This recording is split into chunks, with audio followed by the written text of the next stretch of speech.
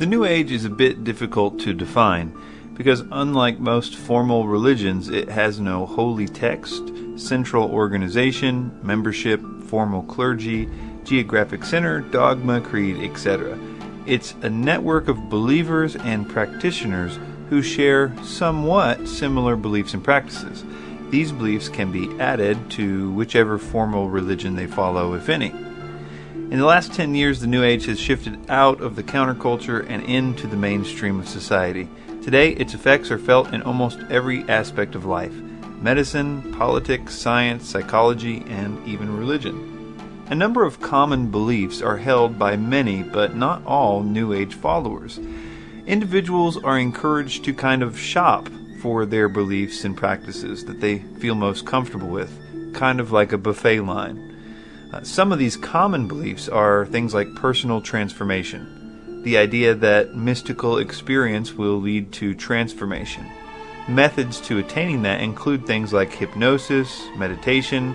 Some believe that hallucinogenic drugs are useful to bring about and enhance this transformation. Believers hope to develop new potentials within themselves, the ability to heal oneself and others maybe, or psychic powers, new understandings of the workings of the universe, etc. Other common beliefs are divination and miscellaneous occult activity. Really anything occult. Astrology, tarot cards, runes, numerology, dream interpretation. I could go on and on and on. Channeling, which is allowing spirits to talk through you in order to get information. Channeling is actually really a foundational thing in the New Age, as we will see later. Pantheism. This is the idea that all that exists is God. And this leads really easily and naturally to the concept of the divinity or godhood of the individual or person. The idea that we are all gods. Reincarnation. This is the idea that after death we are reborn and live another life as a human. And the cycle repeats itself many times. Also the human potential movement. It's the concept of cultivating extraordinary potential. Adherents believe that the net effect of individuals cultivating their potential will bring about positive social change at large. The idea of transcendental meditation, everybody getting together and thinking about a particular subject and it having some effect on society. UFOs. A huge percent of New Agers hold a completely unshakable belief in the reality of UFOs. Often that humanity was genetically engineered by UFOs, and that explains the origin of life. Again, all this is kind of like the buffet line of the New Age. Some New Agers believe only parts of this stuff. Some of them may not believe any of these things. But the New Age does have certain core beliefs. These would be beliefs that are really the glue that holds the otherwise chaotic differences of the buffet together. Also, many times people hold these beliefs that I'm about to name and don't even realize that they are core New Age beliefs. One of these core New Age beliefs is where the New Age gets its name from. The term New Age refers to the Aquarian Age, or it did originally, which according to New Age followers is just around the corner, and it's supposed to bring in peace and enlightenment and world unity. And really, those details aren't necessary for them to believe. It's not even necessary that they believe that it's a result of the Age of Aquarius. A lot of people believe that a New Age is coming as a result of, say, 2012, or that we're going to approach a photon belt, or all these ideas, and some of the things that they think will happen will differ too. But the concept that a New Age is just around the corner is very prevalent, and that's why I called it a core New Age belief. Another core belief is closely related and often associated with the idea of the Age of Aquarius, and that is the coming spiritual evolution of mankind.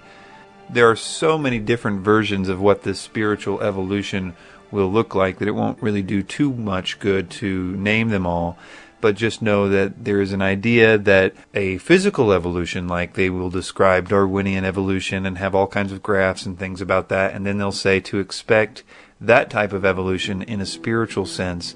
And as I said, oftentimes this is associated with the coming Age of Aquarius, or however they believe that's supposed to happen. Another core New Age belief is that man is inherently good, or even divine, or that he can be divine if certain conditions are met. A lot of emphasis is put on the potential for man to become like God, or to have godlike powers, or mind powers or something. Often that's tied to the previous idea of evolution. the idea that we are evolving into gods, and that's what we would call evolutionary godhood, and that it's the next step in evolution. Another fundamental thing taught is that the Bible cannot be trusted as is, and that biblical Christianity is one of, if not the biggest problem that the world must overcome in order to have this new utopia. Sometimes those in the New Age talk about Jesus and Christianity in a good light. They especially did this early on in the New Age. A lot of Christian vocabulary was used, but none of them would say that the Bible is inspired or that the Bible means what it says. In fact, even if they didn't claim that the Bible was corrupted, they might claim that you have to interpret the Bible in this special esoteric way in order to get what it truly means. And they have a lot of antagonism and even hatred for those people that do believe the traditional biblical view. And that antagonism is really always under the surface in the New Age. But in the New Age, as I like to call it, the one that has begun to form after 9/11, has really become more overt and openly antagonistic towards Christianity and Christians. Very little peace and love from them on that topic. World unity or a coming utopia is always a part of it. Early on it was Atlantis. You still hear a bunch about the return of Atlantis or the new Atlantis. There's often an economic unity involved there, a world government sometimes even a single world leader, especially within theosophy. But it's also hoped for in theosophy that leader will unite the world into spiritual unity, that is a one-world religion, and this is one of the most talked about plans at the highest levels of those that promulgate the New Age, such as Alice Bailey. Also related to this is the term New World Order, a term which Alice Bailey used quite a lot to describe this utopia. She says that as the age of Aquarius unfolds, the New Age will develop, and that will be a utopia in which there is a world government, an end to wars, disease, hunger, pollution, poverty, and especially an end of all religions. Some form of Luciferianism. Usually this is hidden or allegorical or poetic, but it's always there. Some form of veneration of Lucifer and the characteristics that are associated with him, even if they don't believe in Lucifer. Most of the early New Age writers were open Luciferians, but nowadays this Luciferianism takes all kinds of different shapes. Usually they just reinterpret the Garden of Eden story in some symbolic way that makes the serpent in the story look good, yet they may have no belief whatsoever in God or Lucifer. For example, Michael Tsarian talks about the Garden of Eden story as if it is talking about genetic manipulation of aliens. Anyway, to make a long story short, Lucifer comes out the awesome, champion of the story, and God comes out the vindictive, evil God that was trying to keep them prisoner in the Garden of Eden. And I could go on and on about the way that Lucifer is venerated, whether it's in symbols or whatever. David Icke always talks about how the sun is going to change us in the future. Our godhood is going to come from the sun. It's just an obvious Luciferian reference there. But another one is secret knowledge. That is a really key component to the New Age.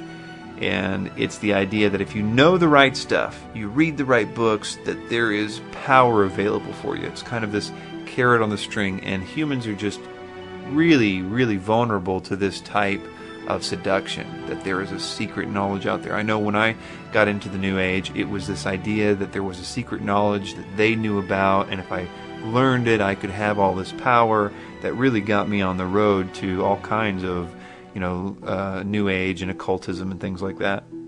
Okay, so in this talk, I'm going to be giving you a presentation essentially of my opinion on the purposes of the New Age movement from the satanic perspective. And I say it that way because the New Age movement has no headquarters. There is no agenda from the top in a physical sense. But I do believe that there is an agenda, and in fact a very methodical agenda, but it is one from a spiritual perspective. And it is essentially enforced and maintained by spiritual beings, kind of a hierarchy or a type of military system that does in fact go to the top. And that's what I would say the eye of the pyramid is in fact Satan himself. So what is the agenda from that perspective? Short term, it's to get well-meaning people to open doors of demonic influence in their lives by practicing the occult. Long term, it's to prepare the world politically, psychologically, and spiritually for the Antichrist and his attempt to cause the world to worship him. Now, this not only includes preparing minds and acclimating them to the spiritual prerequisites, but also a physical building up of the control grid, the system, the New World Order of control that will be able to terminate, to kill those that refuse to worship him. And this is why people seem to notice a very well-planned agenda behind what seems to be a totally unconnected movement. There is a plan in the spiritual dimension, and it is a plan that has been around for a long time. Some key points to be aware of as we progress is, first, that the New Age is sold to the public using pseudoscience. What that means is that it uses supposed facts and figures and charts and graphs and phrases like "scientists now know" to get people to think that the New Age beliefs are grounded in fact. And the interesting and kind of funny thing is that they rarely agree on what those facts are. For instance, let's take one of the most basic ideas in the New Age, the idea that a new age is in fact coming. That idea is taught to people using many types of methods, using sometimes mutually exclusive ideas. One might believe that the New Age is coming, for example, as a result of the galaxy's position in relation to the Sun. Or another person might believe that it's because the solar system's position in relation to the so-called photon belt. Totally exclusive ideas. Another third exclusive idea that's commonly believed is that it's about the sun's position in relation to certain constellations, or astrology, as we mentioned earlier. Another person might believe a combination of those with 2012, or none of them at all, completely different one. It really doesn't matter how that they were sold the idea. What matters is that they believe that a new age is coming. New Age beliefs are tailored towards the individual. There is a form of New Age out there for every type of personality. If you, for instance, have a Christian background, there is a form that speaks really highly of Christ, and you might, for instance, find Eckhart Tolle to be useful. Now, if you hate Christians, there's plenty of other directions that you would be geared for. If you believe in UFOs, or could believe in UFOs, there's tons of New Age versions for you. If you are absolutely adamant that UFOs don't exist, that's fine. There's tons of New Age authors and teachers just for you too. And the next key point kind of goes along with that. Even if you don't want to be called New Age or wouldn't associate yourself with a New Age belief, that's okay, because most of the people today that believe New Age principles don't call themselves New Agers or wouldn't associate with the term. In fact, two of the biggest teachers of the New Age alive today are very outspoken against the New Age. Yet, just a simple examination of their beliefs show that they are about as New Age as anyone could ever get.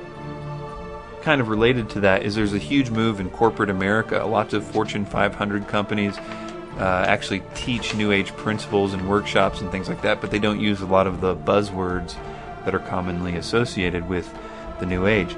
And finally, on the key points, much truth. That's the whole idea. A lot of truth has to be used for this to be relevant.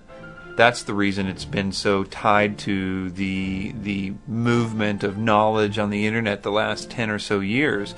People have been learning good facts from these people, really important things about politics or science or medical stuff or food poison stuff. All these types of things are part of the truth. That's the hook.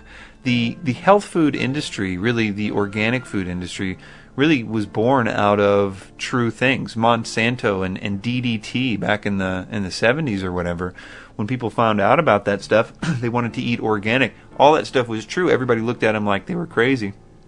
But they were taught the pesticide kind of stuff as a means of drawing them into all the other stuff. Oh, didn't you know all the pesticide stuff is true?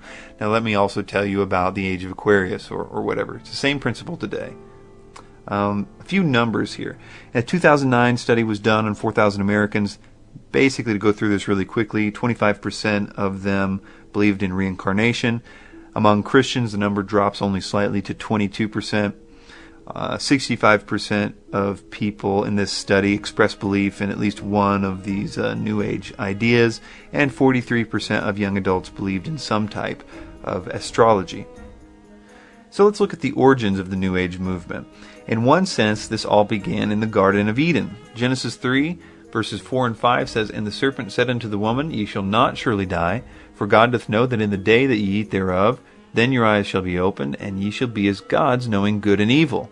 So if we break this down a little bit, we're going to see all these elements of the core New Age beliefs. First, this "ye shall not surely die." So Satan is saying here, he's discrediting the Word of God. Did God say that? Well, why don't you reconsider whether or not he really did mean that? So one of the core New Age beliefs, a discrediting of the Word of God, is certainly here in this. And of course, they did surely die. They didn't die right then. It's kind of, again, sort of this idea of playing a little bit of truth to his advantage. Another part of that is God doth know. So what he's essentially saying is here, God knows that when you eat it, your eyes are going to be open. He's casting God as the bad guy, Satan is here. He's reversing the roles. And this is, we see this in the New Age with the Luciferianism. Again, trading the roles, making Lucifer the good guy and God the bad guy. Another part of this, he says, your eyes shall be opened. So there is a promised enlightenment, a potential coming enlightenment is coming. Another one is, ye shall be as gods. So there is an offer of an evolution from what they were to godhood, in a sense. And what does he say that will be manifested by? By knowing. So he was claiming that there was a knowledge that they could attain to if they would do that, almost a secret knowledge. So again, we have a core belief there. So in a sense, the New Age is not new at all. So occultism in the old world, in a broad sense, is a picture of the New Age, but really this started to develop in earnest after the time of Christ. In the 2nd century, Irenaeus wrote Against Heresies. He cataloged the beliefs and history of the Gnostics. The Gnostics really offered a hybrid Christianity, offering a lot of occult themes with Christian vocabulary and backgrounds and things. And that idea sort of stayed with the Gnostics for some time, but the idea of incorporating biblical vocabulary is really at the roots of the modern New Age movement. In the 1700s, the Christian mystics like Emanuel Swedenborg arrived, and that's basically occultism with Christian vocabulary, as I said. And all that culminated in the writings of Helena Blavatsky and the Theosophical Society, and then there was a whole lot of stuff that followed that, which basically used their themes and developed them. But where Satan's plan for the Antichrist starts to really become a bit more noticeable is with the writings of two main people, Helena Blavatsky and Alice Bailey. Let's talk briefly about Blavatsky first. She was born in 1848. In 1875, she formed the organization called the Theosophical Society. She founded the society with two men, Colonel Henry Steele Olcott and William Quan Judge. Blavatsky's influence came mostly from her writings. Her first book was entitled Isis Unveiled, published in 1877. She started a magazine called Lucifer Magazine. Her principal work, The Secret Doctrine, was published in 1888, and contained in those writings are the doctrines that helped really form the New Age movement to what it is today. It is said that part of Blavatsky's book, The Secret Doctrine, was channeled to her through a, quote, ascended master or, quote, highly evolved being called Kuthumi. This being apparently spoke through her, and belief in these ascended masters who communicate with humanity is very crucial when studying and trying to understand the New Age. As we will see, the New Age doctrine was entirely given to us by spiritual beings, which I would argue are biblical demons. Then in 1880, Alice Bailey was born. She really emphasized the need for humanity to make a one-world government and a one-world religion for this theosophical Age of Aquarius idea. Alice Bailey formed the Lucifer Publishing Company in 1920. In 1922, she changed the name to Lucius Trust.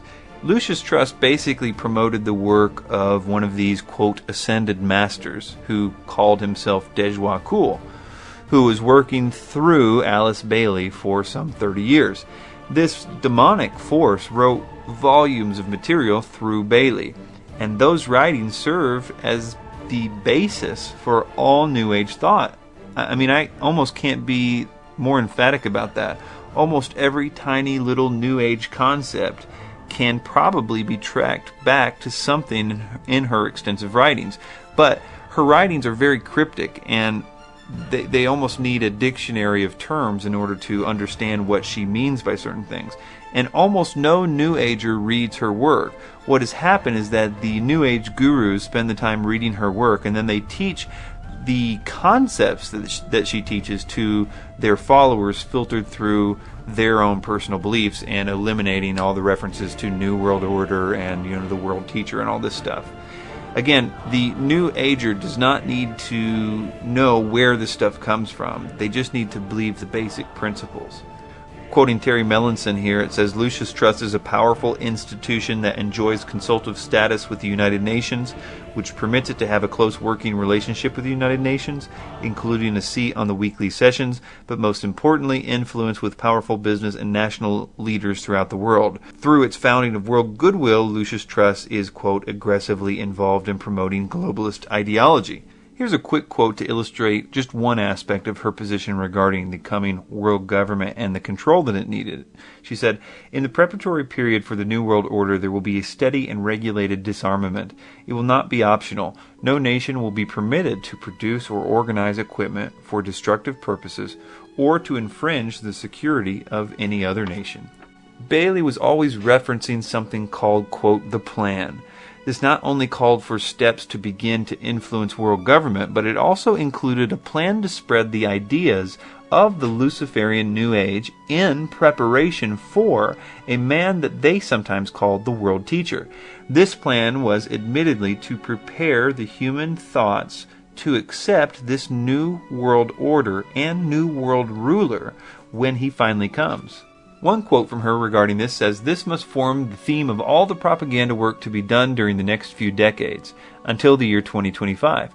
A brief space of time indeed to produce fundamental changes in human thought, awareness, and direction, but at the same time a quite possible achievement, provided the new group of world servers and the men and women of goodwill perform a conscientious task.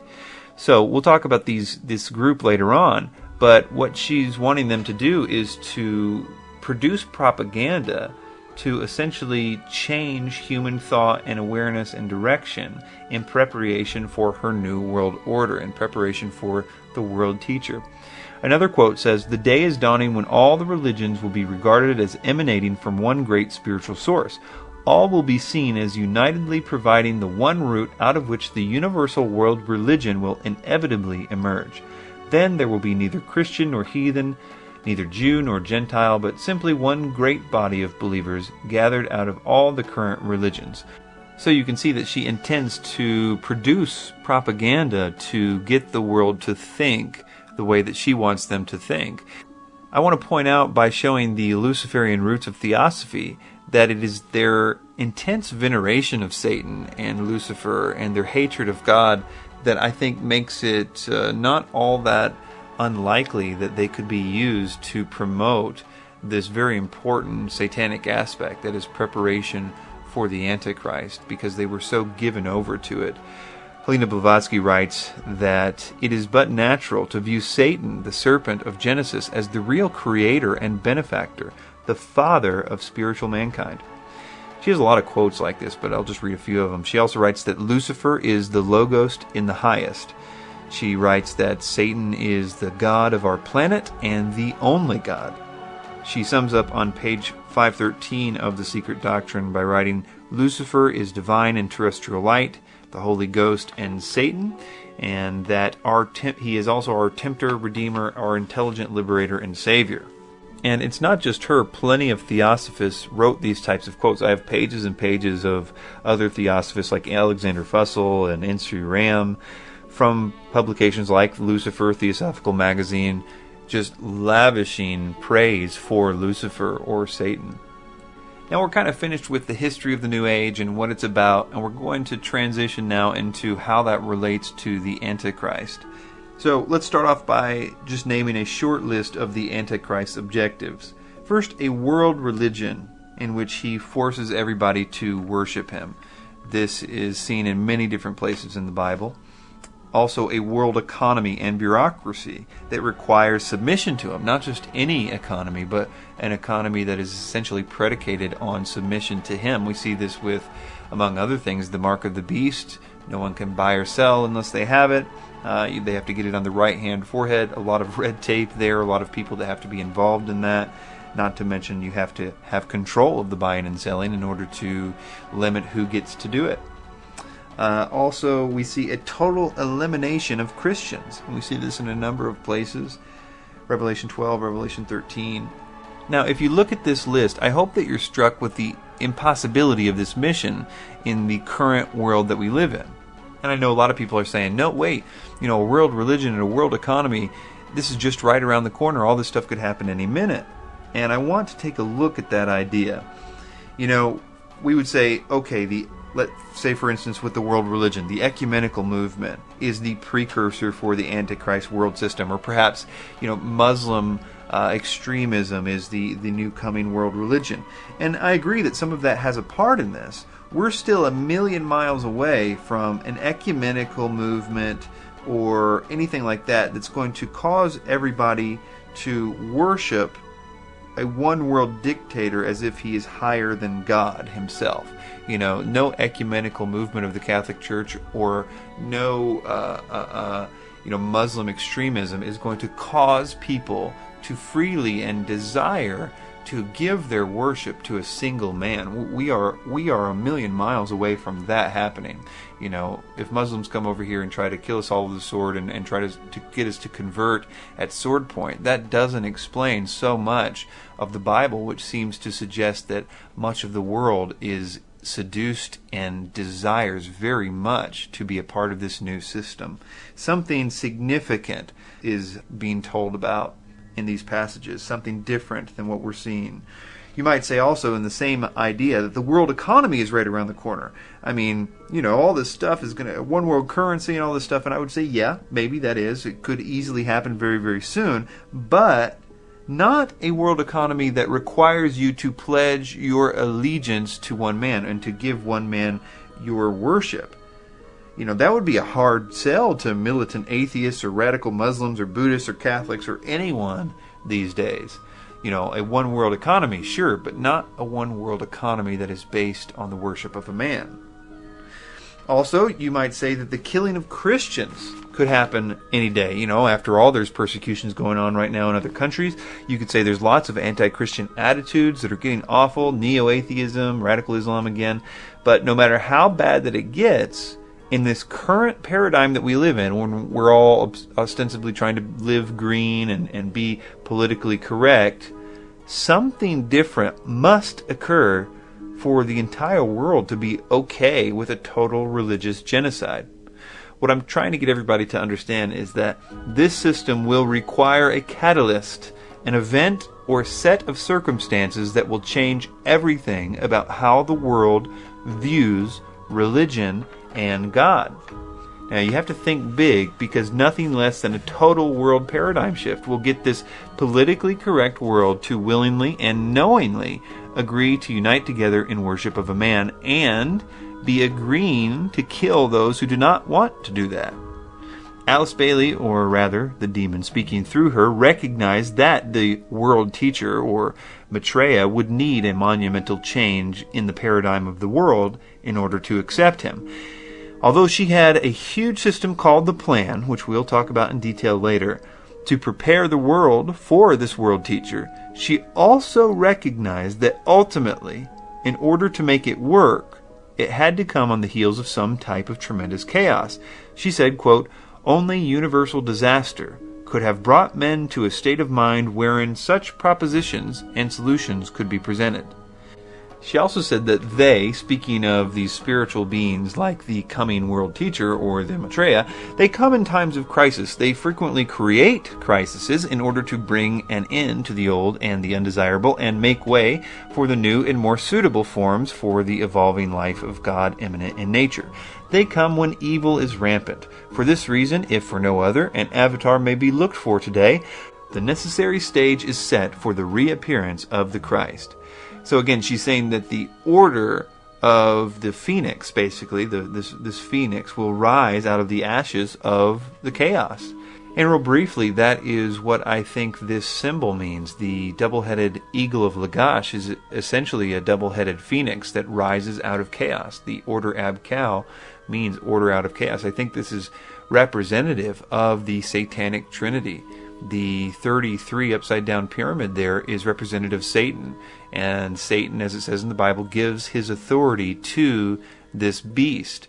The beast is the false prophet and Antichrist, which is 666. His third is 33.33333, and I think that is what is represented by the number 33. But this is really a side issue. The main thing that I wanted to say here is that chaos is the thing that's going to bring this order of their phoenix. But the crucial thing to realize here is that she knew that the New World Religion, as she called it, would not be accomplished by the spreading of the ideals of the New Religion alone, which is the New Age belief. She recognized that something that he, the Phoenix, did would cause the world to throw away all the religions and embrace the new one. She understood the magnitude of what was required in order to inaugurate a world religion. I throw around the term world religion all the time, but it means that Hindus and Buddhists and Muslims, atheists, and many Christians will gladly and at the same time apostatize to join this new religion. So here are some quotes from her about how this world teacher, or the Antichrist, as I'm just going to start calling him, will inaugurate the new religion. She says, "It was pointed out then that the first move which the Christ would make would be the stimulation of the spiritual consciousness in man, the evocation of humanity's spiritual demands on a large scale, and the nurturing on a worldwide scale of the Christ consciousness in the human heart." So the first thing that he does is change the world's religious paradigm. In this next quote, she's going to refer to the Christ as she often does to refer to the world teacher, and she's even going to refer to him as 2,000 years ago, making him synonymous with Jesus of Nazareth. But she would be the first to tell you that she doesn't think that it's the same Jesus that the Christians believe. She's got a long story, so don't let it confuse you when she calls him the Christ, because she certainly doesn't, and Theosophy definitely doesn't think that he is the same Christ in the way that we think about him. She says, "The motivation for this reappearance is complete and settled. It is clearly perceived by the Christ. The work initiated by him 2,000 years ago must be completed. The new world religion must be inaugurated." That's the important part there. The inauguration of this new religion is to begin with his reappearance.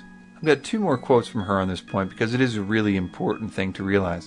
She says that this, the New World Religion will do, and its implementation will proceed apace after the reappearance of the Christ. So again, the real work of changing the religions is going to happen after he shows up. So they can only do so much to spread the New Age ideas, because ultimately it's going to require his appearance to actually make it all happen and to make the entire world believe it. And finally on this point she says, "When the Christ appears, the non-essentials will surely disappear. The fundamentals of faith will remain, upon which he can build that new world religion for which all men wait." So his appearance is essentially the foundation from which the new world religion will be built.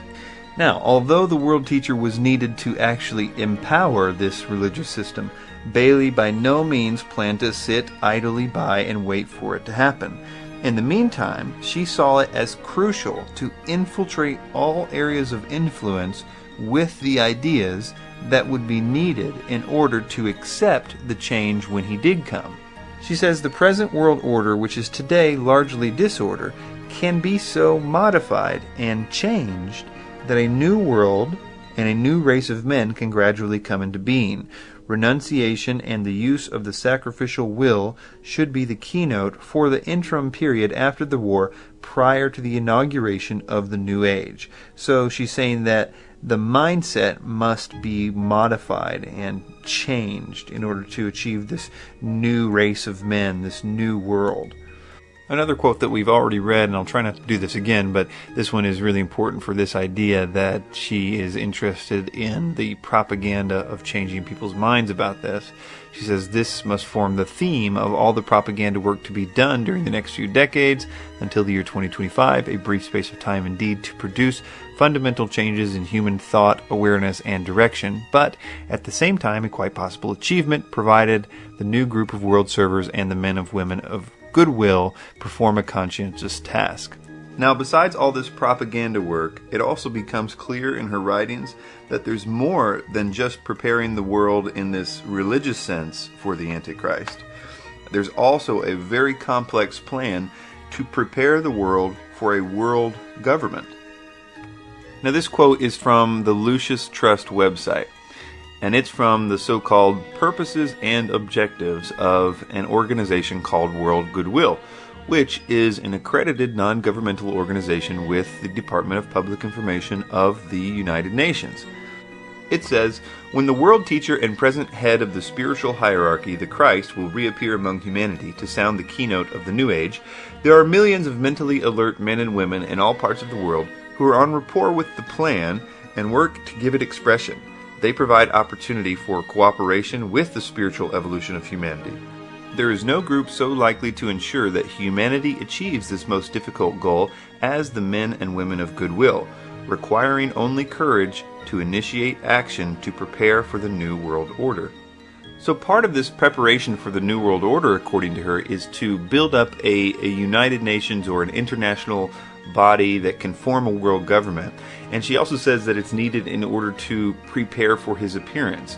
She says, first of all, he will come to a world which is essentially one world. His reappearance and his consequent work cannot be confined to one small locality or domain unheard of by the great majority, as was the case when he was here before. So she's saying that he needs a system built up for him before he will appear, and clarifies that in this quote when she says, his disciples in every land know that he will reappear when they have done the needed preparatory work. She talks a lot about the need for building up the United Nations. Keep in mind when I read this next quote, this was written just a year after the United Nations was founded. It says, when the United Nations has emerged into a factual and actual power, the welfare of the world will then be assured. We are attempting to do it on a vast scale, and this in spite of opposition, an opposition which can only temporarily succeed. These things are the things which the hierarchy, in its already successful procedures, is aiding and will continue to aid. So she's saying that there is opposition to the United Nations growing, but the spiritual dimension is helping them out. So she always talks about the people that will put forward this agenda, whether it's the propaganda work and preparing the minds of people, or whether it's the actual on-the-ground forming of the world government. She always calls them the new group of world servers, sometimes the men and women of goodwill. So here's a few quotes from her about them. Members of the new group of world servers and the men and women of goodwill must be sought for in every department of life.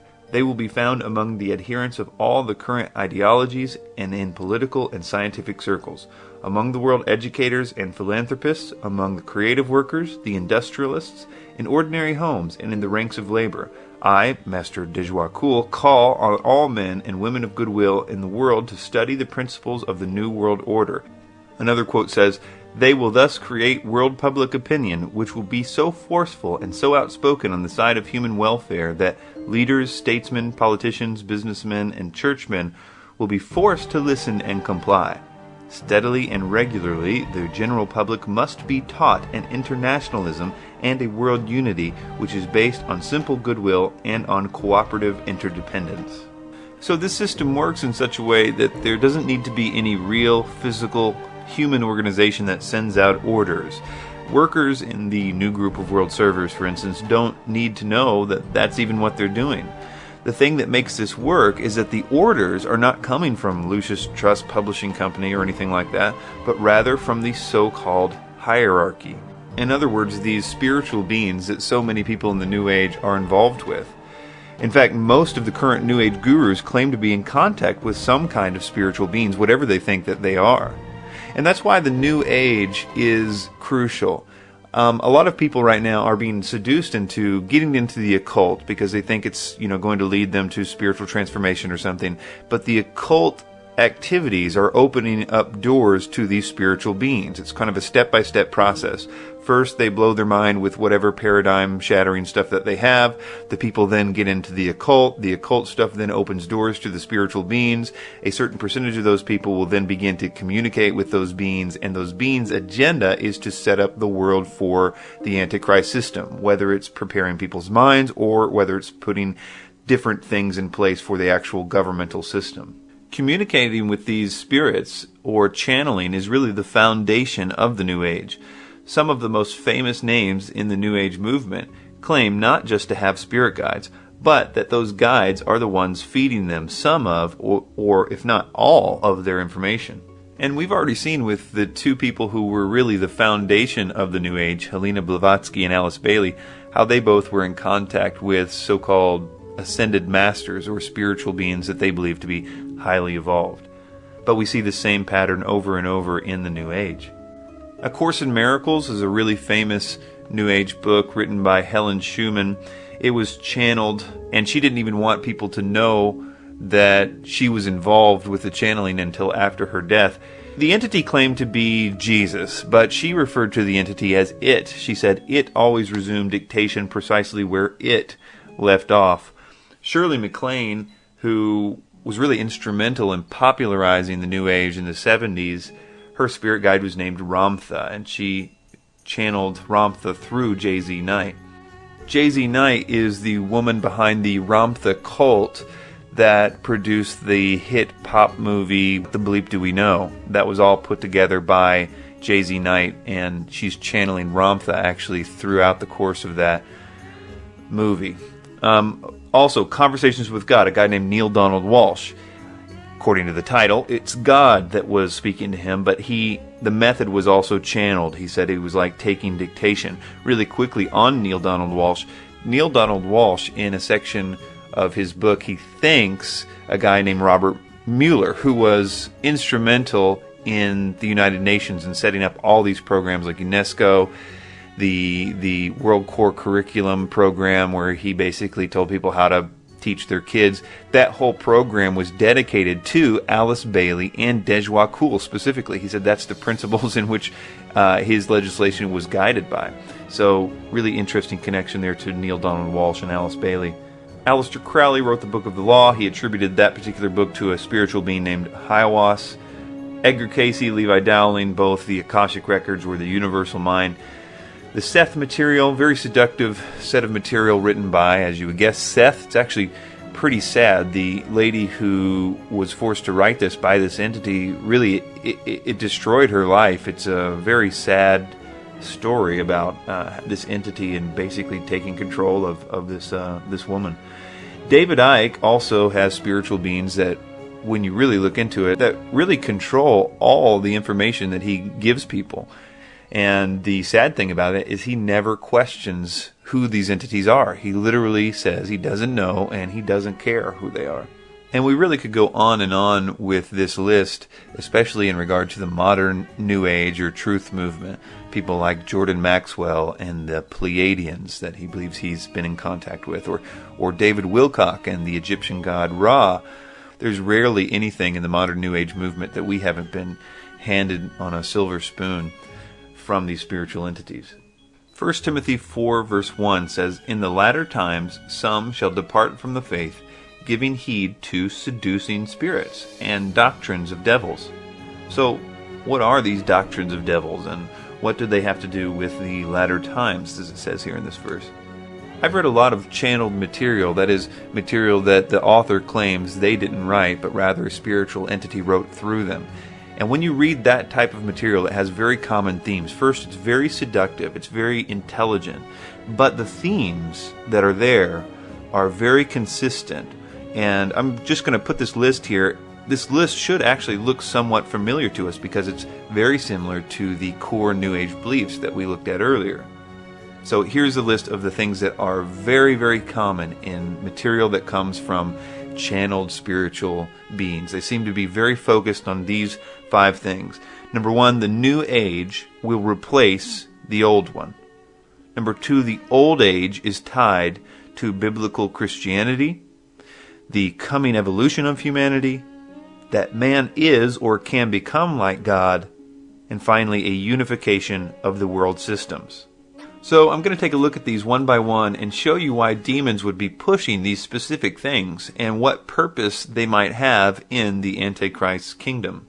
So first, on this point that the new age will replace an old age. For that, let's take a quote from Helena Blavatsky, the founder of the Theosophical Society. She says, "Theosophists, at any rate some of them, know that it is no end of the world, but the consummation of the age, i.e. the close of a cycle which is now fast approaching. Again, the messianic cycle of the man connected with Pisces. It is a cycle historical and not very long, but very occult, lasting 2,155 years. When it enters in a few years, the sign of Aquarius, psychologists will have some extra work to do, and the psychic idiosyncrasies of humanity will enter on a great change." So the main thing that I want you to get out of this is that she's saying that this new age, the one called the Age of Aquarius, will replace the old age, which she is tying to, biblical Christianity. And she's saying in the new age, all kinds of stuff is going to change. Psychologists are going to need to do all this work. So this new age will replace the old one. That's the main thing that I want you to get out of that. But we're going to have to take this opportunity real quick to debunk this fundamental idea of the new age. That is the age concept, which I will demonstrate is a very modern idea and something that no ancient person would make the claim of. But we need to really understand what she's saying there, because it's a fundamental principle of the new age that is totally wrong. So you can look at that backdrop there on the screen. You've got Aries and Pisces and Aquarius. All these are constellations. Now, you can see there on the bottom the horizon. That's the Earth, what it looks like from the Earth's perspective. Now, over a 26,000 year period, because this is changing as a result of the precession of the equinoxes, or the wobble of the Earth. So the Earth wobbles and completes a wobble every 26,000 years. And as a result, the stars that we see on the horizon shift. So the concept is that on the equinox, wherever the sun breaks free from the horizon, if you're watching the sunrise, wherever that is, whatever constellation is in back of that is whatever age that we're in. And there's a lot of debate among astrologers as to exactly when we will enter into the next age and all that. But first I wanted you to understand what they're claiming when they say we're in the age of Pisces right now and we're about to enter the age of Aquarius. That's essentially how that they are mapping that age shift. Now I'm going to read to you a refutation of a woman named Acharya S., who was behind a lot of the information in the Zeitgeist films, very popular on the internet. And he is a professor at the University of Chicago of astronomy and astrophysics. He's writing a book on Renaissance astronomy. I could read a lot of his credentials, but to make a long story short, he's very qualified to answer Acharya S.'s and basically Helena Blavatsky's claim that the Bible was written to describe the age shift, because it's a physical impossibility for a number of reasons. So I'm going to really quickly read this rebuttal from Dr. Noel Swerdlow, and then I'm going to discuss Acharya S.'s response to it, because I think you'll find that interesting as well. He says, "In antiquity, constellations were just groups of stars, and there were no borders separating the regions of one from the regions of another. Within which group of stars the vernal equinox was located was of no astrological significance at all. The modern ideas about the age of Pisces or the age of Aquarius are based upon the location of the vernal equinox in the regions of the stars of those constellations. But the regions, the borders between those constellations, are a completely modern convention of the International Astronomical Union for the purpose of mapping, and never had any astrological significance. I hope this is helpful, although in truth what this woman is claiming is so wacky that it is hardly worth answering. So when this woman says that the Christian fish was a symbol of the coming age of Pisces, she is saying something that no one would have thought of in antiquity, because in which constellation of the fixed stars the vernal equinox was located was of no significance and is entirely an idea of modern, I believe, 20th century astrology." In Acharya's response to this, she essentially just talks about how the ancient peoples knew about the zodiac in some form or another for a long time. But that's not at all what is of concern here. What's of concern is, did the ancient people think that the location of the equinox among one of the other zodiacal constellations, or the age concept as we see in modern astrology, exist? So she never addresses this real fundamental point. Did the ancient peoples even believe in an age concept? Not only is that important for her astrotheology, but for the New Age in general, the whole concept. Did they in fact believe in an age concept in order to create the Bible to make it be talking about a coming age? So everything is resting on this point. She never addresses it. In fact, she does quote a guy named Dr. Edwin Krupp to address her straw man argument that they did believe in constellations, which is obviously everybody would agree on that point. So what Licona does is he emails her source that she's using to prove her points and asks him about the actual problem of Dr. Noel Swerdlow's point about the age concept. And her source, Dr. Edwin Krupp, says this: Professor Swerdlow is well informed on the ancient history of astronomy and astrology, and his report to you reflects current scholarly opinion formulated by textual evidence. Although people have traditionally projected terrestrial concerns and priorities onto the sky in celestial myth, the detailed astrological mapping your opponent advocates is not supported by evidence and certainly cannot be tracked back 2 millennia or more as described. And I don't really think you can overemphasize this from the point of trying to debunk astrotheology or New Age ideas. It really is a crucial point to make known. But unfortunately, it doesn't matter if you take this idea of the Age of Aquarius away from them, because they have been selling the idea of the New Age using so many different contradictory ideas that if you take this one away, they'll still have any number of outs. For instance, maybe 2012, or the idea of entering into a photon belt. All of these specifically have been debunked too, but there's just such a sheer number and widely held belief that we are entering into a new age that unfortunately it doesn't do all that much good to debunk this primary idea of the Age of Aquarius anyway. But the next part of this is something that you're going to see in the channeled material, and I mean, they spend pages and pages and pages on this concept. Once they introduce the idea that a new age is coming, the next step is to show that the old age has failed. I think Alice Bailey really sums up the importance for preaching this when she says, "Only universal disaster could have brought men to a state of mind wherein such propositions and solutions could be presented. The general recognition that the old order has lamentably failed is most valuable." Now, that failing of the old age really gets teeth because they spend so much time, again, chapters and chapters, tying the failing of the old age to Christianity. They almost become synonymous. The old age is tied to Christianity. Usually this is done very subtly, very prominent in people like David Icke, Michael Tsarian, Jordan Maxwell, on and on. This is a quote from Acharya S. in her book The Christ Conspiracy when she's quoting Edward Carpenter from the Fabian Society. She says, "As far as Christianity's role in the New Age, Carpenter states, Christianity, therefore, as I say, must either now come frankly forward and acknowledge its parentage from the great order of the past, seek to rehabilitate that and carry mankind one step forward in the path of evolution, or else it must perish. There is no alternative. Despite the vilification of the so-called New Age movement, the fact is that we are entering into a New Age. The age referred to in the gospel tale is that of Pisces, and through contrivance and duplicity, coercion and slaughter, the fish god Jesus, the Piscean solar avatar, has indeed been with us. But now it is the close of the age, and his time is over." And it's not just that they are tying the old age to Christianity. It's that they also spend a whole lot of time trying to tie Christianity to all the problems of the world, by proxy saying that when Christianity is gone, all of our trouble will also be gone.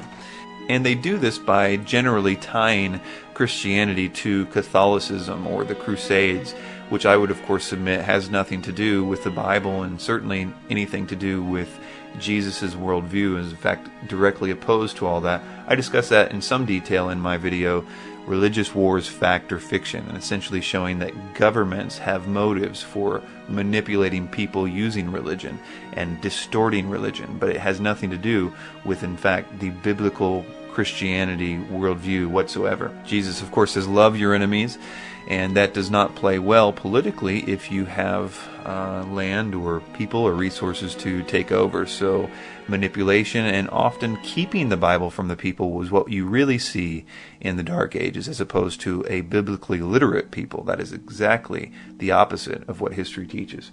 Nevertheless, Annie Wood Besant in Lucifer Theosophist magazine in April 1925 says the following: "The equinox will reach the sign of Aquarius, and coinciding the great cycle of influence, we can indeed hope to put a complete end to all the influence of the past cycle, with its tyranny, slavery, war, and cruelty. This is one of the great transitional epochs, and the karma before humanity as a whole, and to every group in particular, is to reform itself from slavery, female subjection, war, and cruelty, and establish a civilization based on humaneness and interest in spiritual matters."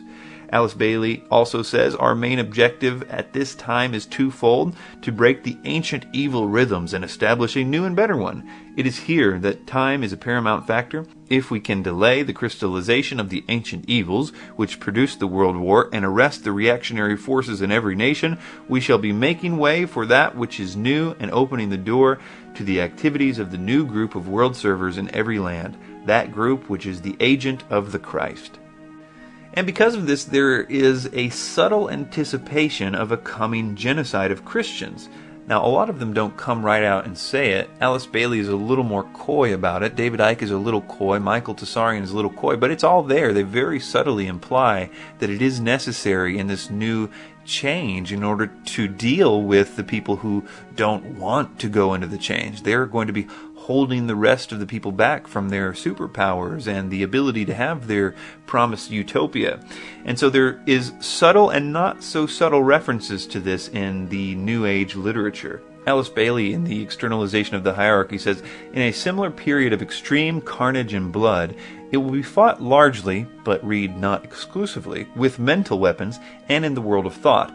It will involve also the emotional realm, from the standpoint of idealistic fanaticism. This inherent fanaticism will fight against the reappearance of the coming world religion and the spread of esotericism." So she's saying that to expect this resistance from Christians of this new world religion and this new esotericism that's coming. And this is very, very prominent in New Age literature. Here are some not so subtle references to this from Barbara Marx Hubbard, who was channeling an entity in the Book of Co-Creation in the 1980 edition. And she says this: "Out of the full spectrum of human personality, 1/4 is electing to transcend." So 1/4 wants to join this new world religion, this new system. But 1/4 is resistant to election. So you can basically read Christians here with this 1/4 that's resistant to election, because she certainly makes that very clear in other places. She says, "They are unattracted by life ever evolving. Now, as we approach the quantum shift from creature human to co-creative human," so she's saying we're going to turn into godlike beings, "the destructive 1/4 must be eliminated from the social body. Fortunately, you, dearly beloveds," again, this is a channeled spiritual being talking through her. She says, "Fortunately, you, dearly beloveds, are not responsible for this act. We are. We are in charge of God's selection process for planet Earth. He selects, we destroy. We are the riders of the pale horse death."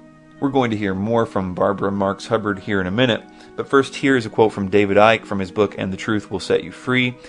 He is talking about Christians here when he says those who follow the propaganda of the global elite and the prison warder consciousness. He's very subtle about that. You couldn't really pin him down on it, but there are many different ways you can see that he's specifically talking about those who believe in Christianity, among others, but that is certainly his primary focus. He says, "Others who follow the propaganda of the global elite and the prison warder consciousness will cling to the old vibration in their desperation to find security. They will become ever more vehement in their religious, political, and economic dogma. They will resist the rising vibrations if they choose that path, and this will have mental, emotional, and physical effects. These two states of being, the programmed mind and the open mind, will be more obvious with every month to those who know what is happening." So you might be getting an idea of how this could play into the false piece of the Antichrist system, but don't worry, I'm going to explain more about that in just a second. But another consistent doctrine of demons is the idea that humanity should expect an evolution very soon. Often this idea is preceded by a long explanation of regular, Darwinian type evolution, like in the case of Barbara Marx Hubbard, who we just read. That's a big part of her presentations, is explaining regular evolution and then saying that, since species evolve, we are also about to evolve into something new. But that's not always how it's done. Sometimes they say that we're not actually going to look different, but only our spirits will evolve. Others say that we will actually be changed into light beings and no longer exist on the physical plane. All kinds of variations about that. So I mention all that just to show you that it doesn't matter how you come to believe that a spiritual evolution is coming. What is important is that you believe it. And another aspect of that is that this spiritual evolution is supposed to be based on your religious preferences according to them. We just read all those quotes where it was saying that, these certain people, they will choose not to evolve. And the reason is because they were stuck in the old system. They were too brainwashed by the old system. So that's code for these Christians wouldn't give up their Christianity and wouldn't join the utopia and therefore become the world's greatest enemy. I want to quickly point out why the Christians won't join this new utopia, even if it looks really, really good and really solid. The reason why it's specifically Christians is because it was specifically Christians that were warned about this false utopia that will pretend to be good and look good and everything about it will seem good, but they have been warned that it isn't good. And that's a criticism that people often say about Christians in the Bible. They will say, well, the Illuminati wrote the Bible because they want to get everybody to believe that it's the return of Christ. And so they'll essentially, think that the New World Order is good. But that explanation makes no sense if you've actually read the Bible and understand prophecy. What it's saying is, yes, Jesus is going to return, and before that, Armageddon and everything happens. But before that, there is going to be a false utopia, a false peace, a false world government, a false world religion forced on everybody, and to resist it at all costs because it isn't what it seems. That's the element that people seem to forget when they're putting that charge on the Bible and saying, well, the Bible was written by the Illuminati. If it was, then it's the most ridiculous thing for them ever to do, because it is essentially the most anti-New World Order document on the face of the planet. So getting back to this idea of the spiritual evolution of humanity and this new system, the idea is that every good thing is going to be possible in this new Atlantean system. All wars are going to be over, all the people are going to live in peace, and as a bonus, everyone's going to have superpowers as well. David Icke literally quotes a demon at the end of every one of his lectures. This quote is pretty much indicative of a lot of the channeled information, but I just wanted to read it to again solidify the mindset that's being taught here. He says, in 1990 I experienced this, and it stood the test of time in my experience. It says, my own allegiance to your planet goes back to the Atlantean period. As the energies around your planet quicken, so these latent energies. These energies that were withdrawn were now being phased back in. They will gradually be awakened as the consciousness level of your planet raises itself. Those of you who are working together to raise your consciousness, you will be able to hold more and more refined vibrations, and the energies themselves contain the knowledge which is beginning to surface again in your consciousness. Many of you will remember the Atlantean times. You will remember you communicated with, say, dolphins and whales. You understood these sentient creatures. You could levitate. You could manifest things. You could cause spontaneous combustion, not by miraculous means at all. Once you know what you're doing, these things follow. It is a matter of order. Now I am looking at a time on your planet when these energies are reawakened and reintegrated into your consciousness. And here's a few more quotes about this idea that the evolution is only going to affect those who can agree with the new system. Here is Barbara Marx Hubbard again. She says, the end of this phase of evolution shall come. All will know their choice. All will be required to choose. All who choose to be natural Christs will be guided from within as to how to proceed. All those who choose not to evolve will die off. The kindergarten class of the earth will be over. So again, the idea is that this spiritual evolution is one that people are either going to choose to embrace the new system, the new utopia, the new world religion, or they will choose not to. So the evolution in the future, according to all the channeled information, is all about essentially your religious preference. In fact, there's a lot of suggestion in this channeled material that everyone else's evolution and their superpowers, etc., are being held back by those who are still holding on to the old age. So the Christians, or the people that are choosing not to evolve into this new system, are going to prevent the other people from getting their evolution. David Icke says, "We are now entering a period of fantastic change, and the happening of events are speeding up all the time. We have two challenges here in front of us. People have to get access to that information and to start to realize who they really are and the nature of life, that we can go into this stage two, which is this incredible consciousness shift that's going to happen and is happening with many people already, but can happen for everybody if we open up to the knowledge of what's going on. And to do that, the edifice of suppression has to go." Bill Cooper, studying all this stuff, said, "But this callous disregard for the right to life of every human on the planet has been predicted before in the New Testament. John was moved to write, 'Yea, the time cometh that whosoever killeth you will think that he doeth God's service.' The New World Order, ladies and gentlemen, will sail in on a sea of blood." The next doctrine is that man is or can become like God. So here are a few quotes from channeled material. Ramtha, speaking through J.Z. Knight, said, "What be you? You are God." In A Course in Miracles, it says, "Jesus became what all of you must be. Is he the Christ? Oh yes, along with you." Benjamin Krim said, "Man is an emerging God." So you've got the evolutionary godhood idea there. By the way, Benjamin Krim also wrote a book called The Reappearance of the Christ and the Masters of Wisdom. That has nothing to do with Alice Bailey's book, The Reappearance of the Christ. And in my estimation, Benjamin Krim is essentially just a fanboy of Alice Bailey. He's really of no real significance in this whole scheme of things. And the final doctrine here is world unity. You see this in almost all channeled material. There's some type of unification of world systems promoted. Often it is associated with a utopian ideal or some kind of Atlantis connection, a resourceless economy or something. We've already seen a lot of examples of this already in some of the material that we've already quoted. So I'm just going to jump right into how some of these doctrines are going to specifically play into the Antichrist system. So we'll take these first two together. The idea that the new age will replace the old one, and the old age is tied to Christianity. This one has more of the concept of kind of scraping off the old paint before you apply the new paint. Both of these have, application to getting the world to reject God. The Antichrist will be instituting a new religion, one that mocks the idea of the God of the Bible. Eventually, he will declare himself to be higher than God, higher than anything called God. Daniel 7, Daniel 11, 2 Thessalonians, Revelation 13. So he will need to thoroughly convince the world that the God of the Bible has been completely discredited.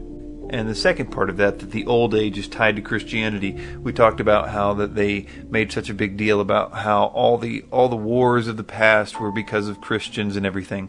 So part of the strength of his kingdom will be the apparent new victory of their separating themselves from that old system, that age of Christianity. So it will, in a sense, be defined by its rebellion against the Bible.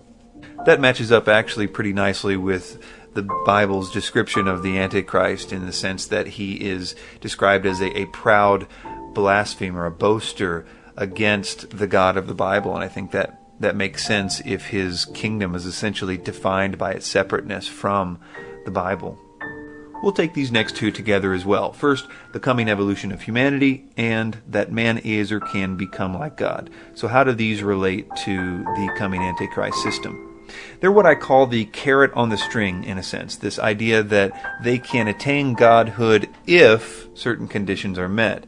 This is, I think, going to be part of the motivation for humanity to do what Satan wants them to do, which is to eliminate Christians. We see that in Revelation 12:17 and other places. He needs a politically correct modern people to do this for him, to carry out this genocide. I think we've seen this beta tested in Germany in the 1930s. Germany was a pretty progressive place in the 30s, but they got normal people to get on board with a genocide. And they did it really based on the idea of this coming evolution. The idea that they were helping the world evolve by eliminating the unfit. And I don't have time here to go into the Nazi belief in theosophy or the so-called Atlantean fifth root race that was believed in by Hitler and Himmler and all that. But let's just say that this idea of getting people to be on board with a religious genocide has been beta tested, and it worked. Except next time it's going to be on a much bigger scale and far worse in its severity. And this last one is easy. Almost all the descriptions of what the Antichrist will do in the Bible require a physical world unified system. From implementing the mark of the beast system and governing of the buying and selling, the Antichrist will try to change the set times and laws, Daniel 7. He's going to need manpower and a police state structure to carry out the genocide. It says that the Antichrist will gather the kings of the earth and their armies together to make war against Jesus Christ as he returns, Revelation 19. Plus, Revelation 13:7 says quite plainly that the Antichrist will rule every tribe, people, language, and nation.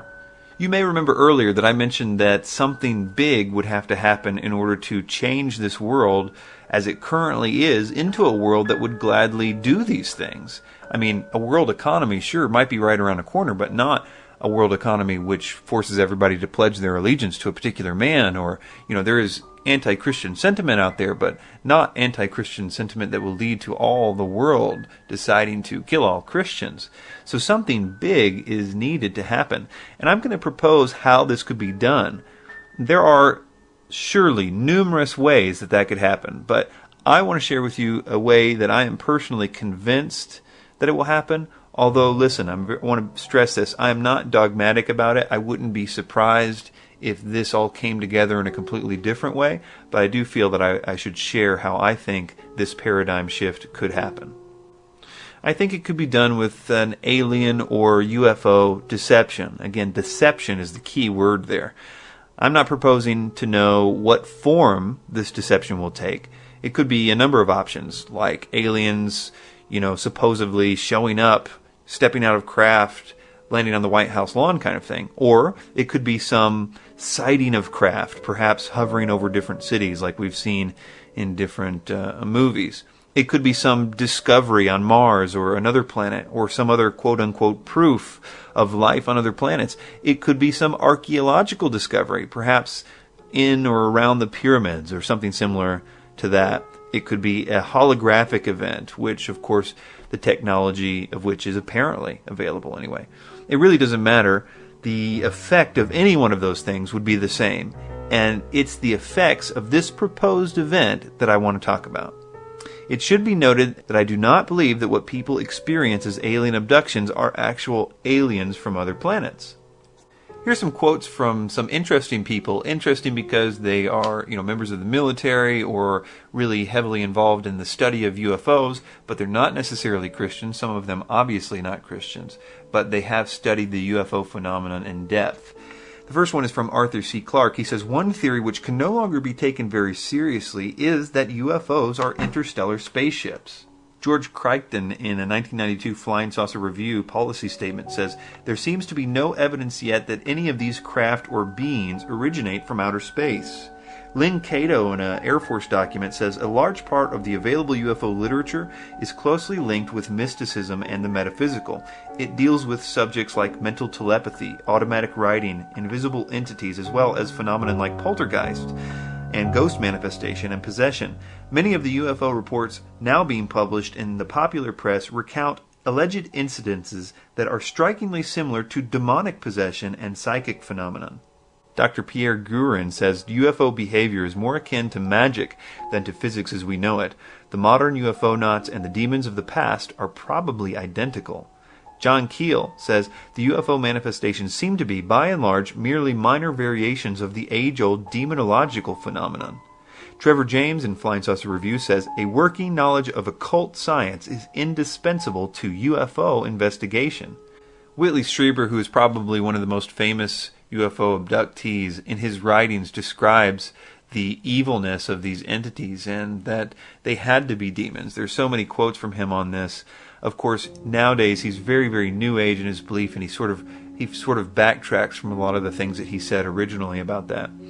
But I think that the best evidence of all is the fact that certain people that have experienced a so-called alien abduction have reported that when they called out to Jesus, the attacks totally stopped. And it didn't matter if they thought they were on some spaceship being tortured or whatever, they were immediately back in their bed.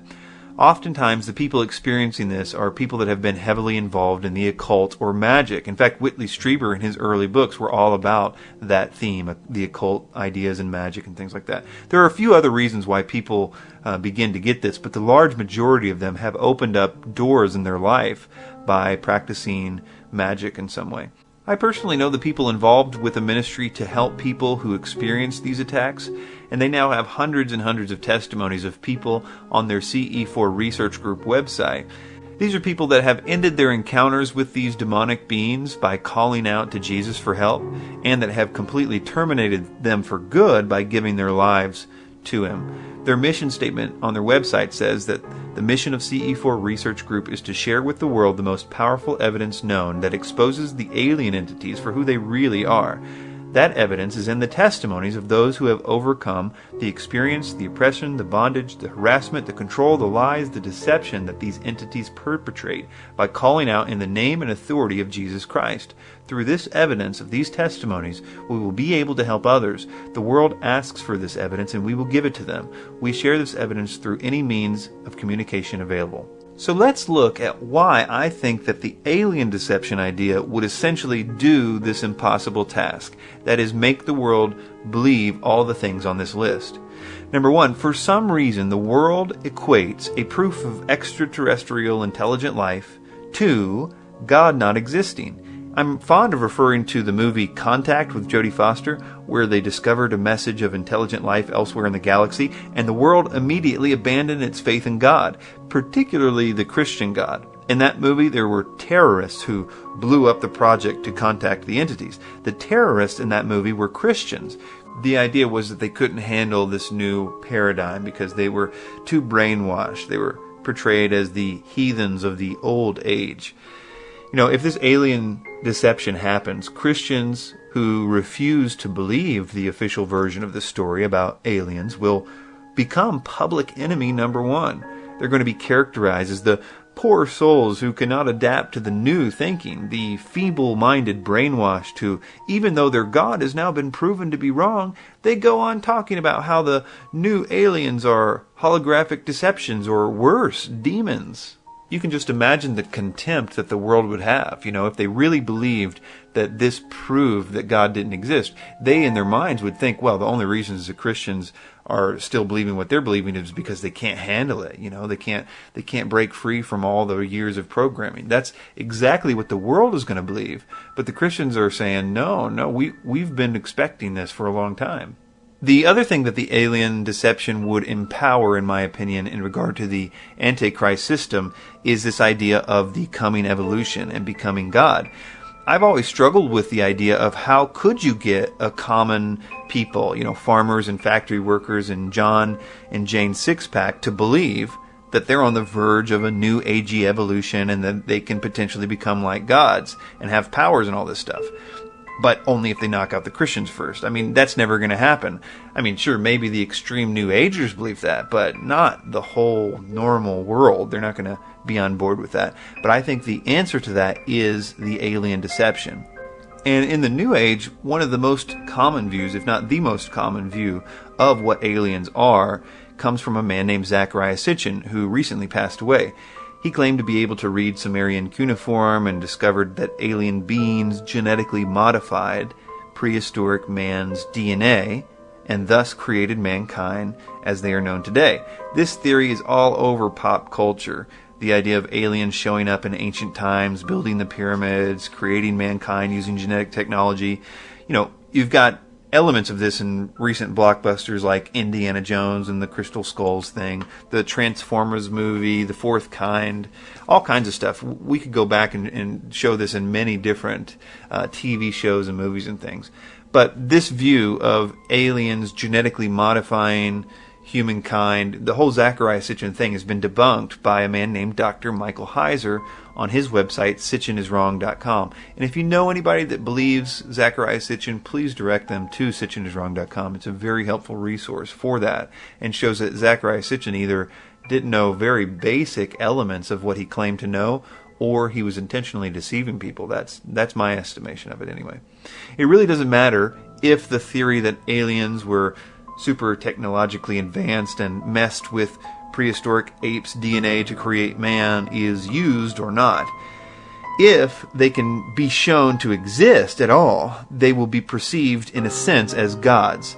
They will be, so much further advanced than us, not just in terms of their technology, but what if the idea is floated that they can communicate telepathically or something? Then the idea is also planted that they are superior in some physical way too. And that's just a hair's breadth away from claiming that we could expect to be able to become like them. I mean, if it's just a matter of evolution from us on Earth, eventually give us enough time, and it's a matter of evolution. We can evolve these psychic powers like them. We can evolve the knowledge of space travel. If the world believed aliens existed, they would also, once they thought about it for a while, also believe that they could be evolved into godlike beings.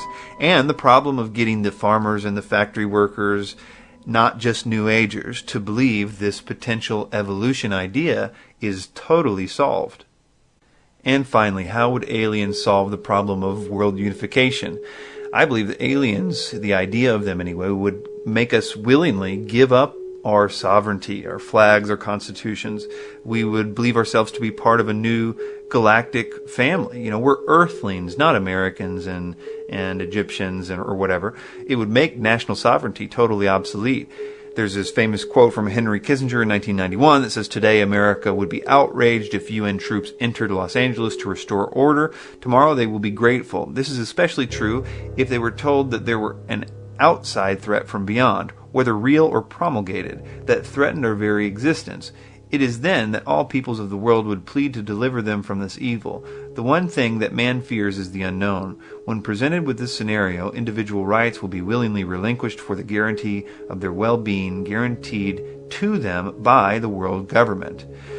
And President Ronald Reagan had stated that if we were attacked by a power from outer space, then the world would unite into one. In 1985, he told Mikhail Gorbachev at the Geneva summit meeting that I couldn't help but say to him just how easy his task and mine might be in these meetings that we held if suddenly there was a threat to this world from another species, from another planet outside the universe.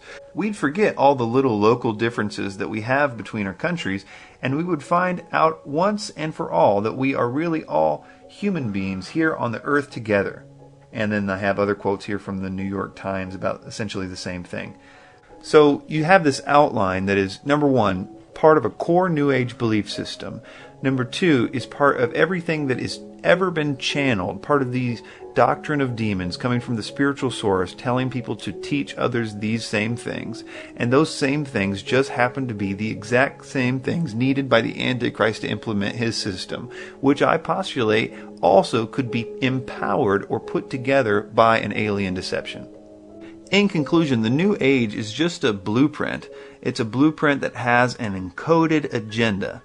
I think that New Age, as we know it today, is growing, and it goes by many other names other than New Age. It's just a series of core ideas spread in various ways. The New Age ideas, without exception, come from channeled material, and that is from demonic spirits. And those spirits are under orders, kind of like a military system, to set up the kingdom from which Satan will force the world to worship him. The good news is that this has all been foretold, and we know who wins. Christ is absolutely victorious in this battle of good and evil. And in light of this immensely important time and the great battle that lies ahead, I implore you to be reconciled to God through Jesus Christ. 2 Corinthians 5:21 says, He made him who knew no sin to be sin for us, that we might become the righteousness of God in him.